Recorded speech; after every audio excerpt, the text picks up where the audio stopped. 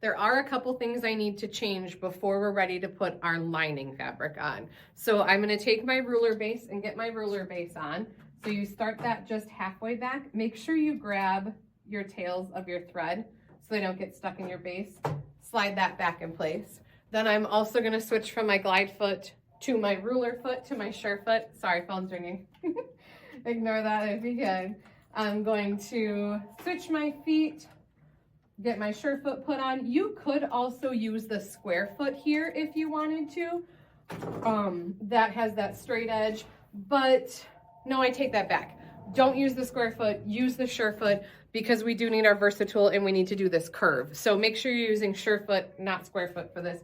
I want my piece held nice and tight again. So I am going to put my clamps back on both sides. Let me get these clamps on. Perfect, slide my curtain rod in. So now I have my lining fabric. Actually don't need Versatool yet. Let me set that down for just a second. So I have my lining fabric cut the same size as this white fabric here, but it has to go right sides together. So this is the right side of my lining fabric. So I'm gonna put that down so it's touching the right side of my project. I need this to be under. So I've got my selvage edge at the top here. Let me kind of line that up, about center that, pull that up so I'm just a little bit shy. Then I'm just gonna roll this underneath and tuck that under. So remember, I've got these right sides together. I need a little bit more up there.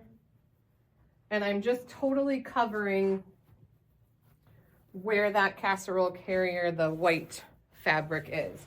So again, these are right sides together, so I'm looking at the wrong side of my lining right now, and it's just floating and hanging here. Now I need to, just like we did in the beginning, I need to stitch the perimeter down, and then I'm gonna run basting stitches through this to help hold that lining fabric to my casserole carrier. It'll make sense in a couple minutes why, but I'm gonna put you back into warp speed mode so you don't have to watch this whole basting process again. So I'm basting the perimeter, and then I'm running that basting grid through this whole piece to secure the lining to our casserole carrier.